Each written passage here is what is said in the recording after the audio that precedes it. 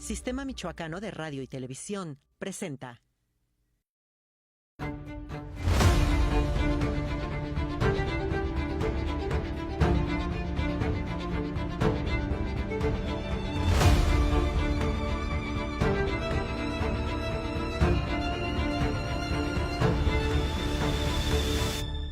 Muy buenas tardes, muchas gracias a todas y a todos por estar aquí presentes en este conversatorio Abordajes escultóricos sobre el espacio público, monumentos y escultores de Morelia. Agradecemos muchísimo la anfitrionía del Archivo Histórico Municipal del Ayuntamiento de Morelia por no solamente recibir la exposición que acabamos de ver en el patio, sino también por abrirse a recibir estos ejercicios de conversación pública. Estos son ejercicios ciudadanos súper valiosos, en el sentido de que pues, este es un conversatorio y una reunión que ha sido convocada pues, desde la iniciativa de los artistas. En particular, quiero reconocer desde ahorita el trabajo de Juan Maíz para realizar como todas estas cosas. Me imagino que todo esto lo habrás pensado a solas, en la noche, diciendo qué carambas podemos hacer, y mira cuántas personas reuniste en torno a estos temas tan importantes que mueven tantas conciencias y tantos intereses y además que nos involucran, ¿no? Entonces, desde ahí nuestro reconocimiento para ti, y también pues agradecemos a las y los artistas que están participando con la exposición que va a permanecer aquí hasta el 22 de marzo, me parece, Juan. Pues es decir, estas piezas van a estar presentes hasta el viernes en este recinto. Y también me gustaría agradecer muchísimo a quienes forman parte de este panel, donde vamos a procurar hacer una conversación amable, fluida, generosa, como en las ideas, en las inquietudes, en las anécdotas también, que finalmente todo lo que ocurra en términos de anécdotas en esta conversación, pues forma parte de la memoria de la ciudad. El espacio público, los monumentos, las esculturas y los actos que ocurren en la calle son finalmente la materia con la que vivimos cotidianamente la memoria histórica de la ciudad y cómo ésta se desarrolla a lo largo de las décadas.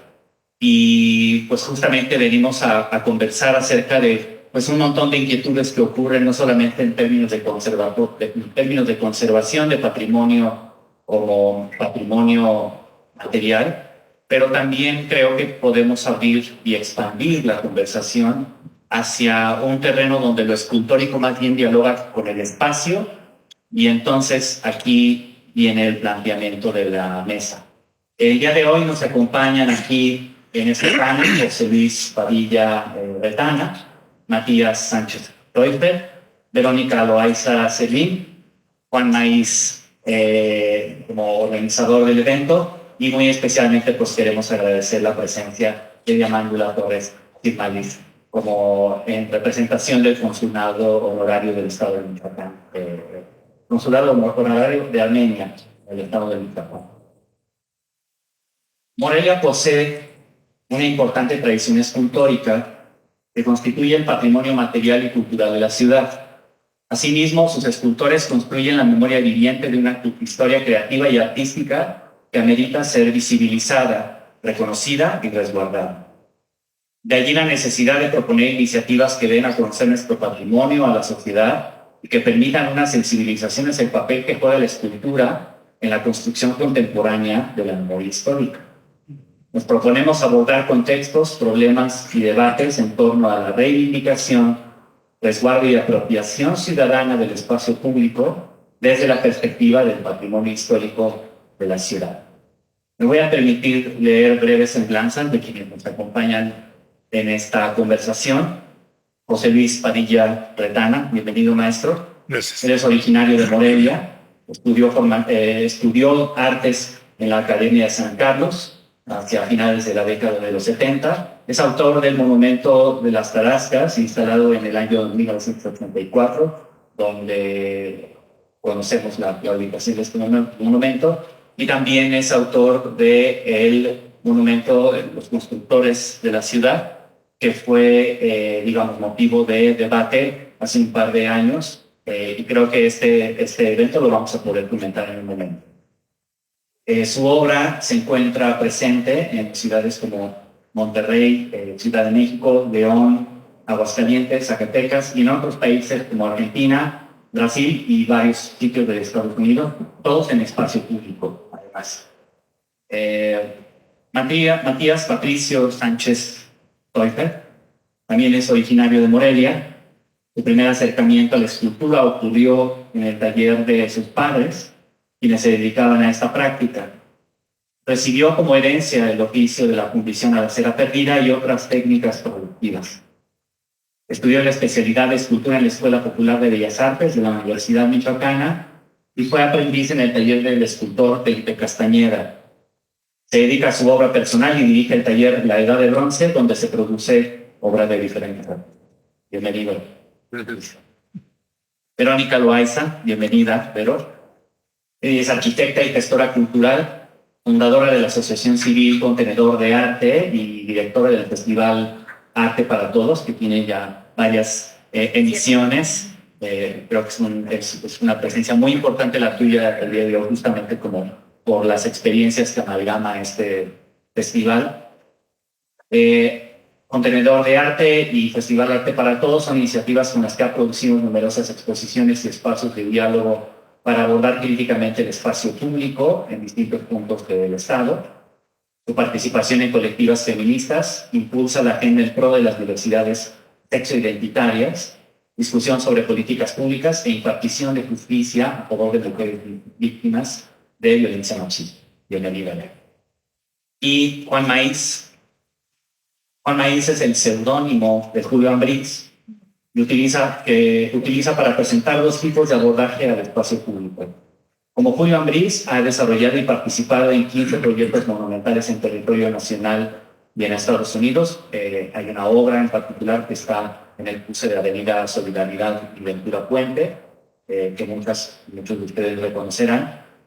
Como Juan Maíz produce intervenciones que reflexionan sobre el espacio público y los fenómenos sociales, interrogando sobre posibilidades escultóricas de un diálogo íntimo y reflexivo con la ciudadanía. Antes de comenzar con la primera pregunta y las rondas de conversación que vamos a tener aquí, el contexto me obliga a hacer esta mención.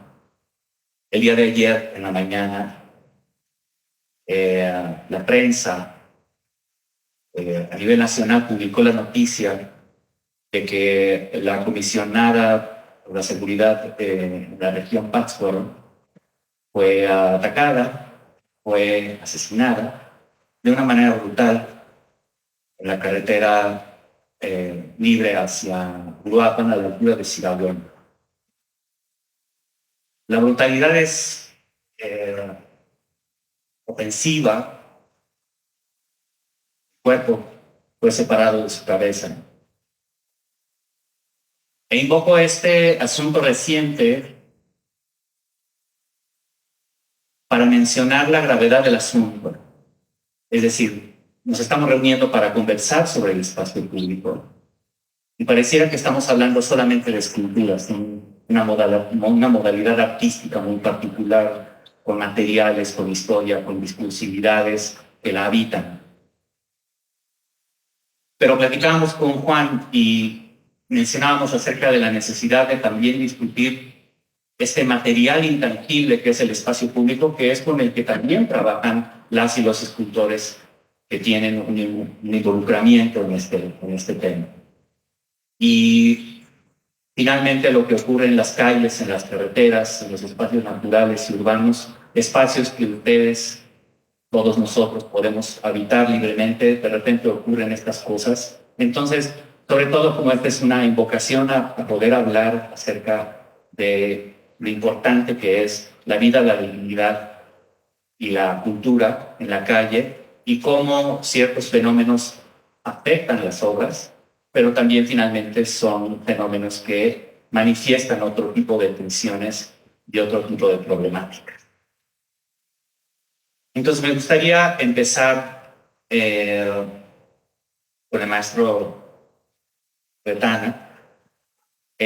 Hace un par de años, digamos, podríamos considerar como un antecedente directo de este conversatorio, el diálogo que hubo en el Cabildo del Ayuntamiento de Morelia con motivo de la discusión del monumento a los constructores de la ciudad, en el cual hubo una intervención por el Consejo Supremo indígena y hubo ahí un diálogo ciudadano que, digamos, discutió durante 3 días ampliamente muchos aspectos, no solamente relacionados con el monumento, su tema, pero también acerca de cómo la capital, el territorio de la capital, también es motivo de representatividad hacia otros habitantes de este estado que tienen una identidad cultural diferente a la que dio origen a esta ciudad. Yo con lo que quisiera preguntar, con lo que quisiera comenzar con usted es, maestro, de entonces hacia acá, ¿qué ha pensado, qué ha pasado con esta obra? ¿Qué recuerda, qué puede recapitular acerca de ese diálogo? ¿Y qué le parece a usted importante que ocurra en términos de esta obra en particular, que yo creo que nos da muy buen pie para comenzar esta conversación? Bueno, buenas tardes a todos. Perdón, ando un poquito ronco, pero creo que es la época, ¿verdad?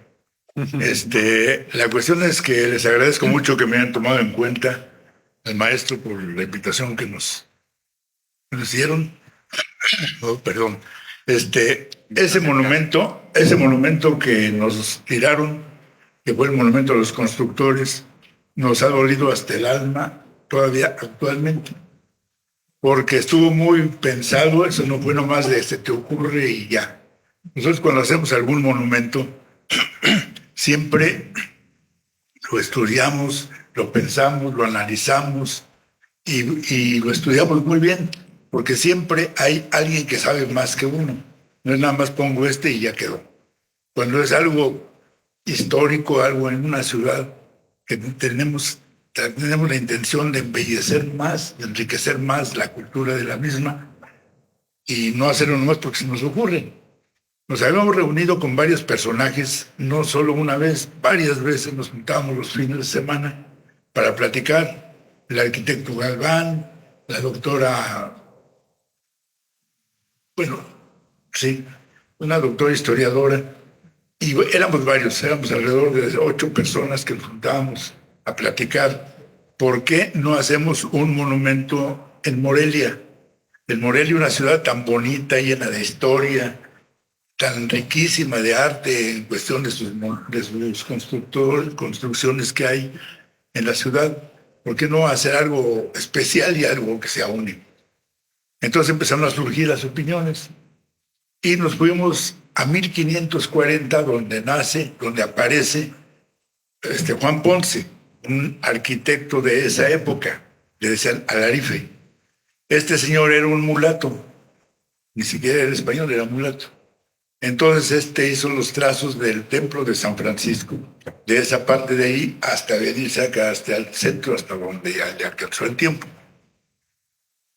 Entonces hizo los primeros trazos de la ciudad, que fue el que pusimos como una de las partes principales en el monumento. Tiene su pergamino donde está haciendo los trazos de la misma ciudad y aparece en escena en 1570. ¿Cuántos años hay de por medio? Hay siglos, ¿no? Fray Antonio de San Miguel. Fray Antonio de San Miguel, como alguien representativo de la iglesia, fue un obispo que cuando llegó de España y tomó posesión aquí en Morelia, en Valladolid entonces, pues se dio cuenta que había una hambruna muy fuerte, porque había pasado un año de mucha hambruna, de mucha sequía. El acueducto estaba todo derrumbado, en pedazos de cantera y madera y una bola de cosas raras. Entonces, los nativos de aquí, que eran los pirindas, no tenían agua, no tenían siembra porque había habido una sequía muy grande. Entonces se abocó a recuperar el acueducto y a conseguir dinero y semilla y cosas de esas. Les aportó frijol, maíz y cantidad de cosas, ¿no? para poderlos alimentar, porque la población estaba muriéndose de hambre y de sed. Entonces, ya que consiguió el dinero se dio a la tarea de hacer de reformar el acueducto y empezó a trabajar fuerte. Y se echó a cuestas la elaboración del acueducto, que hasta la fecha lo tenemos ahí. Entonces, él era un sacerdote, sí era español, pero siempre se preocupó por los indígenas, por la población que había, y para ayudarlos, y los ayudó. Entonces, pasó el tiempo y coincidimos en que era digno de hacerse ese monumento, reconociendo en diferentes épocas a los personajes estos. Obviamente, hasta la actualidad tenemos canteros, y todos lo sabemos bien aquí, cómo trabajan los canteros y cómo cargan la cantera para llevarse de un lado a otro. Y más en esa época que a lo mejor no había carretas, o en fin, o la llevaban a la carreta. Y a todo mundo se le pagaba. Aquí no era de que agarraron el látigo y ahora le camina y tiene, y hace esto y el otro. No era por ahí. Nunca fue así. Lo que sucedió que estas personas que llegaron aquí, asusadas por alguien, pues yo creo que no estaban bien informados de la situación. Y esto nos afectó y vinieron sin más ni más a darle de hachazos a la... Lo derribaron, le cortaron las cabezas y se las llevaron. Bueno, eso es doloroso y es triste porque estábamos bien documentados. Desafortunadamente, ninguno de aquellos con los que nos juntábamos a dialogar ya no existían. Entonces pues, se fue quedando, se quedó el monumento.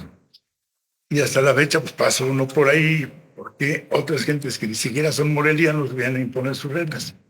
¿Está bien? ¿Qué más podemos hacer? Entonces, pues, nos pidieron del ayuntamiento que si lo podíamos restaurar, pues claro que sí. De que si lo hicimos, lo podemos volver a recuperar, ¿no? Pero bueno, ya es cuestión de decisión del gobierno, porque este no es de autoría propia. Digo, autoría sí, pero no propiedad nuestra. Porque en Morelia se juntaron grupos de gentes que reunían a grupos de la ciudad y aportaban bronce y aportaban dinero y ayudaron. Pasó a propiedad pues, de la ciudad, ¿no? Todo el mundo puso su granito de arena. Hasta ahí Ese es un detalle que creo que invita también a reflexionar todo lo que conversaremos acá, como en ese filtro.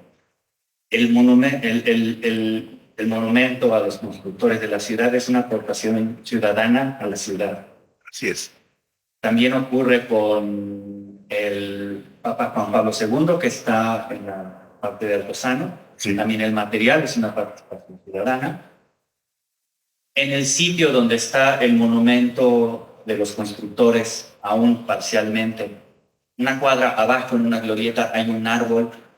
Es un árbol de memoria y la paz entre las culturas, que también es un asunto vecinal, o sea, es una aportación vecinal. Hay una placa que tiene esta narrativa.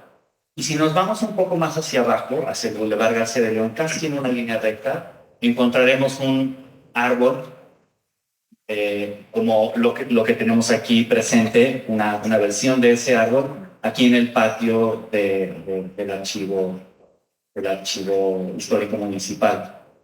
Entonces, este aspecto no solamente habla acerca de cómo los monumentos no solamente son un ejercicio de Estado, al menos en el caso de la ciudad, sino que también son ejercicios ciudadanos y vecinales que también nos cuentan de la memoria de cómo se desarrolla la ciudad.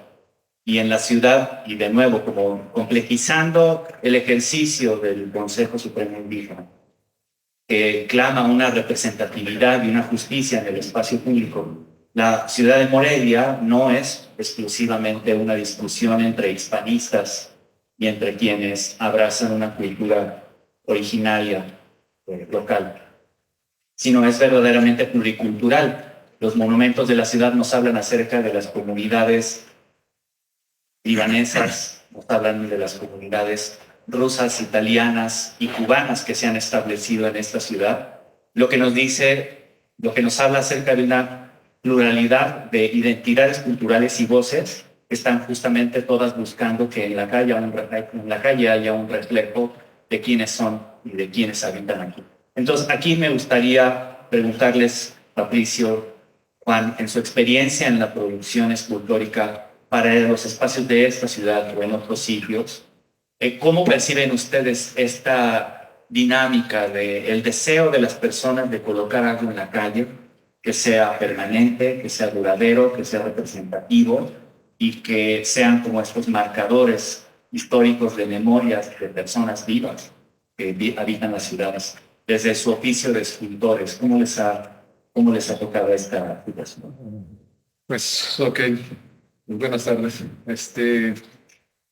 Pues creo principalmente uno como artista, como escultor, o sea, necesita ver que uno no es la obra personal, sino que es obra que va a ser para apropiación de la ciudadanía, ¿no? Ok, por idea. Pero por encargo, o sea, si a mí me dicen, oye, pues hay que hacer esto, no sé, vamos a festejar a Morelos, por poner un ejemplo, ¿no? Que es algo... Se celebra mucho. Sí. Se celebra Sí. mucho. Entonces, ok, pues tenemos que estudiar el personaje para empezar, lo que decía, o sea, tenemos que estudiar, tenemos que tener ese diálogo histórico, ¿no? Es intrínseco en nuestro estudio de la obra, ¿no? Otro punto. Pues para quién es, pues es para la ciudad se tiene que apropiar, es para la ciudadanía se tiene que apropiar y no solo es identificar, ahí viene otra razón, o sea, ¿por qué lo hacemos? O sea, uno va a decir, es que Morelos esto, es que Morelos lo otro. Obviamente va a haber siempre cosas, ¿no? Por eso lo importante del estudio, ¿sí? De por qué esa obra, ¿no? O para qué, o qué, ¿no? Uno siempre debe estar consciente de que es una apropiación, es para, ¿no? Ya lo decía el maestro, no es una obra mía, de mí, es una obra de la gente. Entonces, todo eso tiene que ir pensando en la gente, no en uno, no en la idea, no en porque me van a pagar, no. Es, debemos de involucrar todos esos aspectos. Tenemos que invitar, inclusive la obra tiene que invitar a la gente a apropiarse, pero también tienes que reconocer que, bueno, hay gente que no lo va a entender y hay gente que lo va a rechazar incluso, ¿no?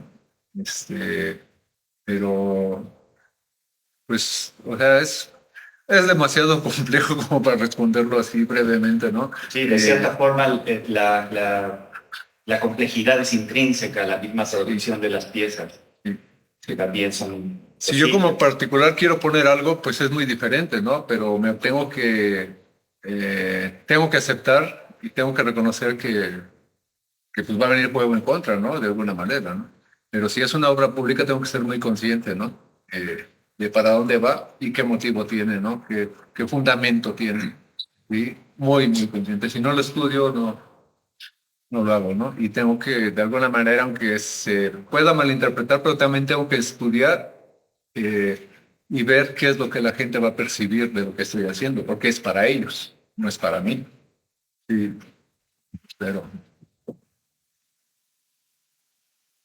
Yo creo que cada monumento tiene su contexto. Cada monumento refleja una inquietud diferente. Ya lo decías, hay comunidades distintas, hay una diversidad en cada ciudad, pero no nada más eso, cambia con el tiempo. Y el derribo de monumentos, estamos viendo una gran oleada de derribo de monumentos, responde a visiones que han cambiado sobre la ciudad y sobre los contextos sociales de las mismas. Creo que nuestro contexto como creadores de monumentos es también muy diverso. Hay encargos, hay también comunidades que se reúnen para poner un legado a la posteridad. Pero bueno, en mi caso particular, muy particular, yo junto al colectivo que fuimos Juan Maíz, colocamos el antimonumento a la libertad de prensa, que fue un ejercicio casi individual en una ciudad que curiosamente lo arropó, al menos durante 2 años, que duró la intervención. Entonces yo creo que hay una diversidad bastante amplia y es un tema muy complejo, muy amplio. Antes de pasar como a mención particular de obras que justamente nos muestran, ¿no?, cómo se manifiesta la complejidad en el espacio público y en estas intervenciones sucesivas que van ocurriendo en el entorno urbano, al menos en particular en Morelia. Vero, yo lo que quisiera a ti es preguntarte sobre la perspectiva que a lo largo de 7 ediciones del Festival Arte para Todos sea la perspectiva que han desarrollado. Pues, es decir, un festival como una bienal, pues no solamente es una agenda de eventos a producir. Yo creo que tú nos puedes comentar mucho acerca de cómo no es solamente la producción de una agenda de actividades. En realidad, esta diversidad de actividades, conversatorios, exposiciones, etcétera, en realidad está respondiendo a inquietudes de debate como muy elementales que motivan la producción de este tipo de ejercicios que amasan tanta participación de tantas personas. Entonces, en ese sentido, el festival, como una herramienta de ustedes mismas, mapear e investigar el espacio público y de en cada edición tomarle un pulso a la ciudad acerca de qué está pasando, qué se está pensando, qué se está sintiendo.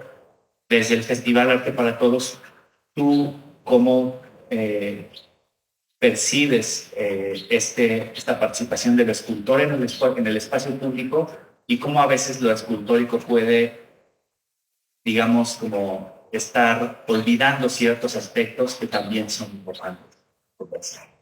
Ok, gracias. Pues antes que nada quiero agradecerle muchísimo a Juan Maiz por esta invitación, a Juan Carlos por moderar, y quiero reconocer el trabajo de mi compañera Ivette Seca, escultora que está por aquí presente en la sala. Ivette, no te veo, pero por ahí debes de estar. Ahí ya vi su manita. Y cualquier otra compañera escultora que esté aquí presente, no sé si por aquí hay alguna otra compañera. Bueno, pues estamos viendo esto, ¿no? Ivette Seca es una escultora ya de hace muchos años.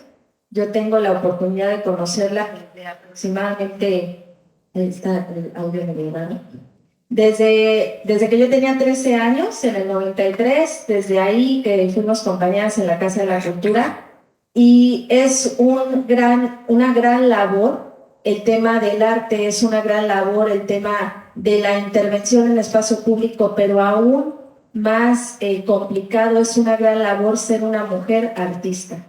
Y en ese sentido es una complejidad el que no nada más sean reconocidas las mujeres dentro del quehacer artístico, sino que estas esculturas, estos monumentos representan a hombres, son fabricadas por hombres, con todo respeto, sin demeritar el trabajo de los maestros, en donde la figura y la historia se escribe desde una perspectiva de los hombres. Nos han educado en una historia en donde los hombres son el primer personaje y donde las mujeres pues estamos a un lado de esta cuestión. ¿Qué es lo que nosotras hacemos en el Festival Arte para Todas, Todos y Todes? Es que abrimos un foro en donde hay una participación, más que pensar en un tema monumental, en un tema performático, desde una perspectiva de los derechos humanos. El espacio público, ¿para quién es y de quién es? ¿A quién le corresponde? Si bien desde un tema de política pública es un espacio que le corresponde ser administrado por un ayuntamiento, un gobierno del estado, es un espacio que nos corresponde a todas y a todos. ¿Por qué no podemos disfrutar del jardín de Plaza de Armas? ¿Por qué tenemos que discutir con un policía para podernos sentar a comer un gazpacho? ¿Por qué está privatizado este espacio público? ¿Por qué está privatizado también la construcción de estos monumentos? Pues porque al final lo público se privatiza y lo público se está limitando a un sector privilegiado, a un sector conservador, a un sector que está contando la historia desde una perspectiva machista. Y ustedes saben, seguramente muchas personas que están aquí han visto esta placa que se colocó en el año de 1972, que dice: en las calles y en los muros el pueblo hace y escribe la historia de su ciudad. Esta placa, que fue colocada por el Ayuntamiento de Morelia, es muy clara respecto a cuál es la interpretación y cuál es la lectura que tenemos que darle también a un contexto del espacio público, histórico y patrimonial. Hay 3 puntos por los cuales Morelia, y voy a sacar acá mi acordeón porque esta es información de primera mano que la compañera Marisa Barbosa, que no tuvo oportunidad de estar aquí el día de hoy, pero también le mandamos un saludo, ha compartido cansadamente en los foros. Hay 3 motivos por los cuales Morelia fue declarada Patrimonio Cultural de la Humanidad en el 91 y son porque durante el periodo de la colonia se desarrolló una arquitectura que tenía elementos que correspondían a los monumentos, que era una arquitectura. Ustedes saben que Morelia fue diseñada y fue una ciudad hecha ex profeso en la colonia para los españoles. Ese es un motivo. El otro motivo es la traza urbana, la traza reticular, que replica las ciudades europeas, en donde pues el centro está ubicada la catedral, el templo principal, y de ahí se ubican diferentes espacios como templos, como conventos, palacios, que ahora bueno, son espacios públicos, que en su momento fungían como edificios que operaban de una manera para el sistema virreinal que en esa época existía. Y la otra, y la tercera, y creo que es la más importante, y aquí creo que podríamos replantear y repensar mucho, es por las ideas liberales, las ideas intangibles, estas tradiciones vivas de obras artísticas, literarias, universales, que Morelia ha tenido a lo largo de la historia. Entonces, estamos hablando de la traza, de la colonia, de las ideas liberales.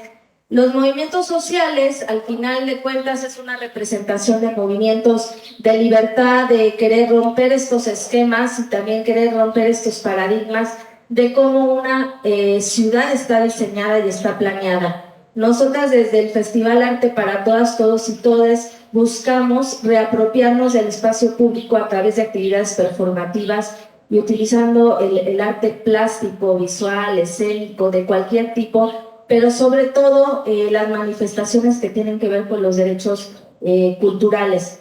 Durante ya, pues este año será el 8º año, la 8ª edición, hemos desarrollado temáticas y un programa de ese nivel, pero pues nuestro planteamiento y nuestra postura también tiene que ver mucho sobre la iconoclasia, esta manera de reafirmar y reapropiarnos de estas imágenes, estos monumentos que hoy por hoy no nos representan, no nos representa una escultura, no nos representa un acueducto, no nos representa una placa que está, por si no lo saben, ahí enfrente de Sanborns, una placa que marca que Morelia es una ciudad patrimonio de la humanidad, pero en donde estamos viendo una estructura del sistema que no funciona.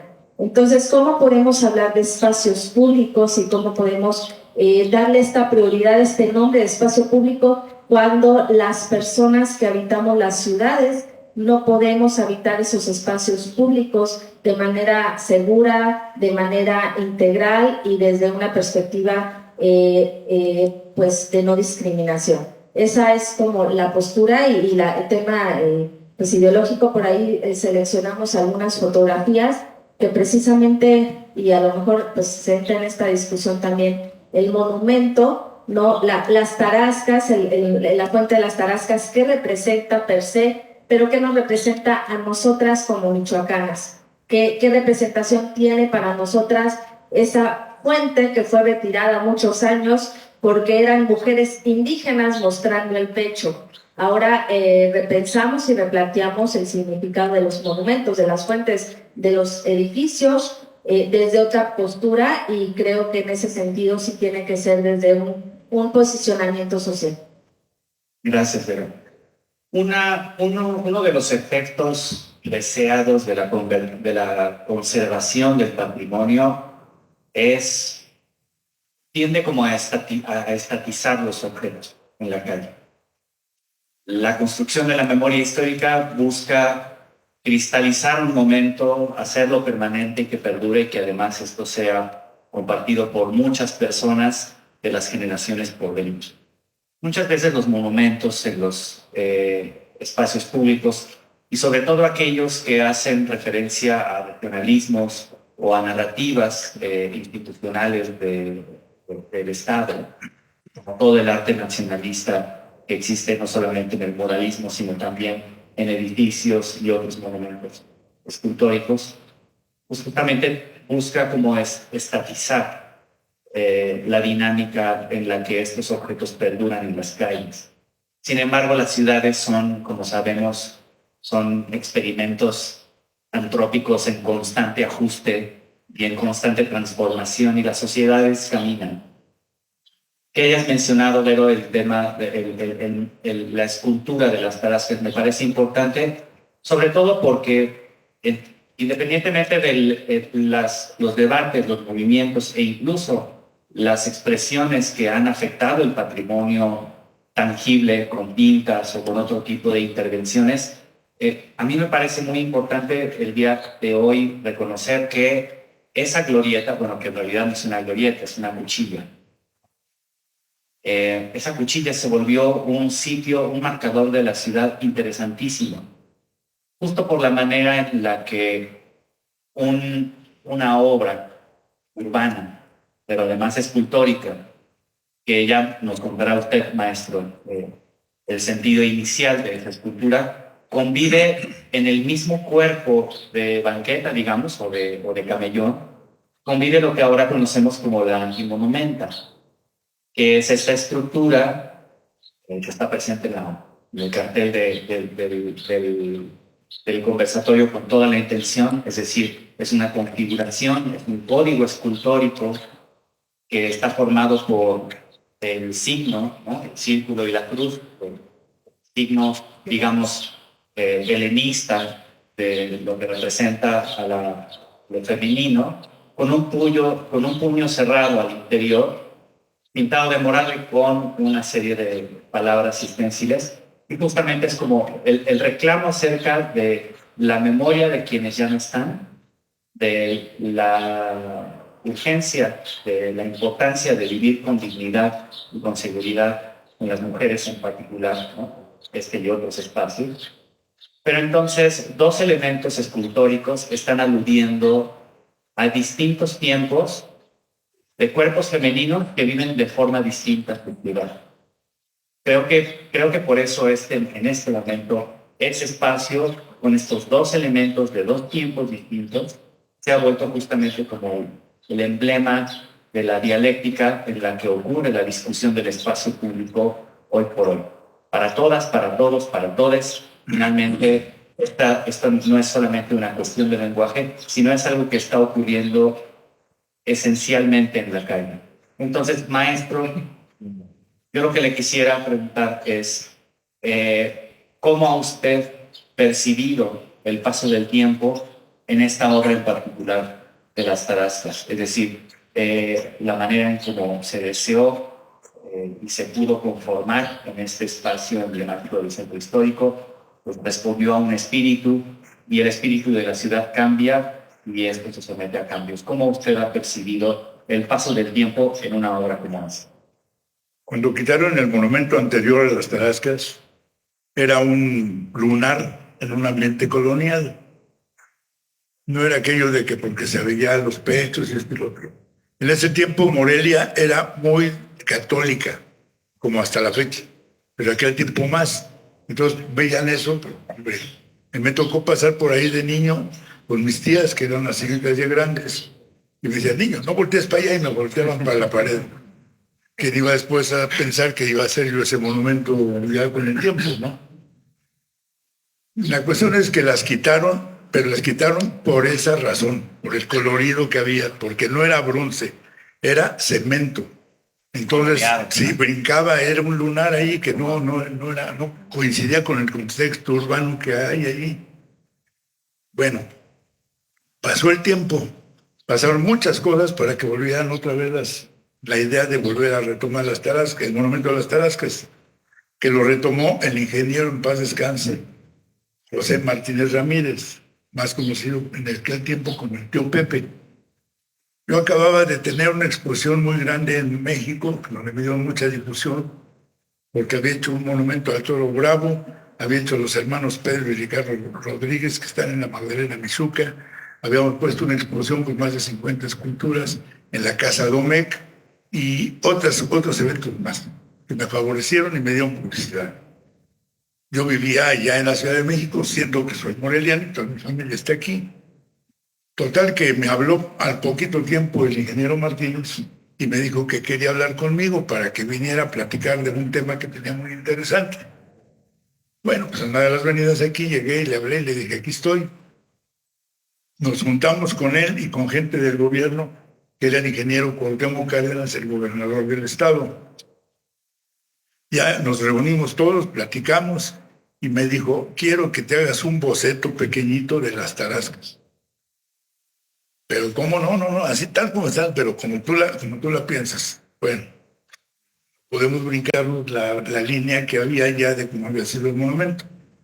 Ese monumento yo lo conocí muy bien porque yo quería entrar al colegio de San Nicolás, pero resulta que por angas o mangas, pues no entré y me fui el colegio que había ahí para ser maestro, ¿no? Me agarraron los nicolaitas, me alzaron a mí y a otros más, nos raparon y nos echaron al agua de las tarascas, al monumento. O sea, lo vivimos intensamente. Pasó el tiempo, entonces ya cuando vine yo a platicar con el ingeniero Martínez, pues ya me puse a hacer el boceto, lo presenté, a ellos les gustó mucho, dijeron, así exactamente es como. Total, arreglamos costos y cosas de estos. Y él ya tenía un programa en televisión en donde invitaba a la gente a participar y les solicitaba cantidad de bronce. Y les digo, al que nos traigan cierta cantidad de bronce, les vamos a entregar un diploma, porque ustedes están participando en la elaboración de dicho monumento. No, pues llegó cantidad de gente. Yo tenía taller ahí en Tatabasco y Bucareli. Ahí llegaban, me tocaban viejitas, gente joven y de todos a llevarme un montón de llaves y llaves de agua y cosas así, que todo era bronce, de lo que era bronce nada más. Y total que lo recibíamos y les dábamos su diploma, firmado por un ingeniero. Y así fue como empezamos a trabajar. Entonces él se abocó a conseguir apoyo de diferentes gentes. Y nos llegaba de repente, en ese tiempo fundíamos con petróleo. Y pues no había para el petróleo porque no había dinero. Y llegaba el ingeniero Martínez, mira, ya te traje tanto. Se alcanza para 10 litros, hombre, no. Y así él le echaba de candela. Total que logramos ya llegar al final del monumento. Cuando estábamos ya casi por terminar, teníamos una ventana que daba hacia la calle de Bucareli y llegaban ahí unas niñas, se ponían ahí a modelar y me llevaban caritas así, bonitas así de tarascas, según ellas, de la escuela de por ahí. Llegaba otra señora mayor y decía, miren, ahí está mamá Guare. Ella la tenía ubicada ahí, como es la figura humana de la Guare. No sin esto antes, voy a platicar una anécdota. Fuimos a Pátzcuaro, porque necesitábamos, fui con el fundidor, con mi esposa Mercedes, con mi hija Mercedes, estaba chiquita, estamos hablando de hace 40 años, y hicimos el recorrido en la lancha para buscar un rostro adecuado a cómo es la mujer purépecha, porque la mujer purépecha tiene otros rasgos muy distintos a cualquier otra persona, a cualquier otra mujer. Y ya fuimos a diferentes partes, no, pues habían caras bonitas, y tomaba, yo tenía una cámara muy buena con un telefoto, y pues sí tomé muchas fotos, pero no. Finalmente íbamos por la isla de Yunuen y pasamos, y me dice el lanchero, mire lo que está ahí arriba.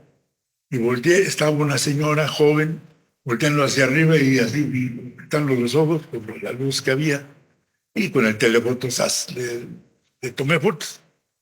De ahí nos bajamos, el lanchero se bajó con nosotros, nos llevó hasta la casa de la señora esta, que quién sabe cómo se llamaría.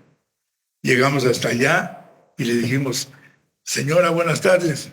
Ella tenía un tendido de charales ahí, traía su blusa, su bané, todo, como visten ellos.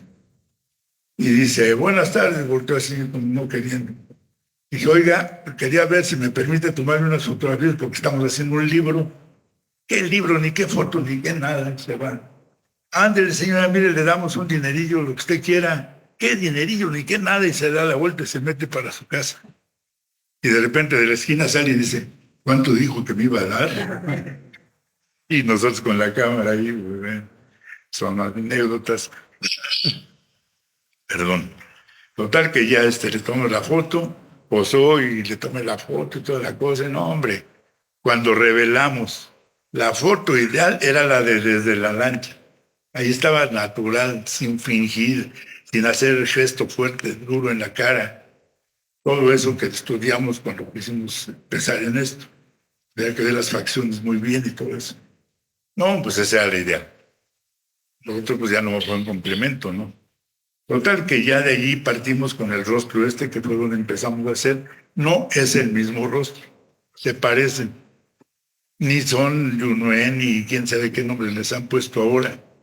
Ese monumento fue pensado en hacer un monumento a los visitantes, algo que hacían los purépecha, que recibían a la gente que los venía a visitar y todo, y les ofrecían sus mejores manjares que tenían de fruta, del pez, del pescado blanco y cosas de estas, ¿no? Entonces era una ofrenda al visitante, que fue por la razón porque le hicieron una ofrenda al visitante que viene a Morelia. Y es el monumento a las Tarascas una ofrenda. ¿Por qué? Con el busto descubierto, porque así andaban. Ahí está la relación de Michoacán, y clarito lo dice. Iban a ceremonias importantes, ellas iban con su busto descubierto. No era nada pecaminoso, ni era algo raro, era algo normal en su tribu. Nosotros íbamos muy seguido después allá al lago de Pátzcuaro con visitantes, porque venía mucha gente de fuera y nos venían a visitar. Nos íbamos a hacer un recorrido, los charalitos y todo eso, no, me olvídate. Genial. Entonces íbamos por ahí, llegábamos atrás de la parte de atrás de la isla de la Pacanda. Ahí estaban las mujeres lavando su ropa con el busto descubierto en la actualidad. Y todavía no hace mucho volvimos a pasar y están igual. Entonces, para ellos es normal. Y ahí tienen a sus hijos, tienen a los muchachos ya grandes, a los esposos, en fin. Ahí están como si nada. Entonces, es algo normal. Más que uno lo ve de otro punto de vista y lo ven mal. Entonces, hacer un monumento al visitante que le da la bienvenida, eso es Michoacán. Que ofrece lo mejor que tiene. Son frutos de todo el año, en toda la región. Entonces ofrecen lo mejor que tienen, la jícara, que es lo máximo representativo de Michoacán.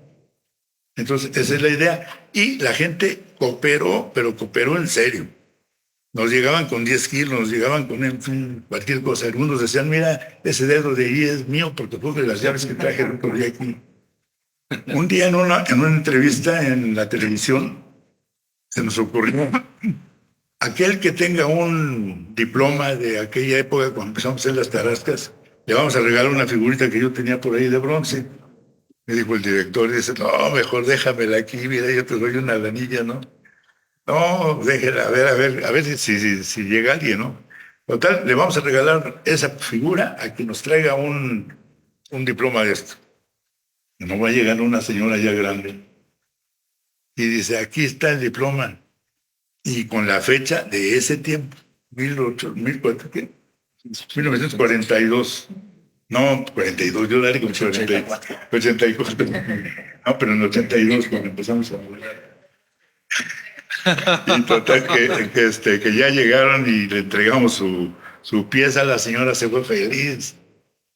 Otro día, en otra difusora, en Radio Asir, también ofrecimos otra figura y llegaron con 3 diplomas. No, pues hubo que darle una a una y las otras se las quedamos a deber y después se las entregamos, ¿no? Pero quiere decir que la gente sí las conserva, sí lo recuerdan. Otra vez volvemos a lo de los constructores, es algo donde la gente del pueblo aportó para que se realizara. El día que develamos la estatua de los constructores, de la noche a la mañana y de repente se nos apareció una banda de viento tocando pirecuas y muchas cosas. Lindo Michoacán y todo eso. La gente lo quiere, el monumento. Es que dicen estos que porque eran esclavos, que los esclavizaban, que los trataban mal. No es cierto, les pagaban. La cosa era tratar bien a la gente, ayudarlos, no nunca sacrificar a nadie. Y el monumento de las Tarascas pues, también es un producto del pueblo.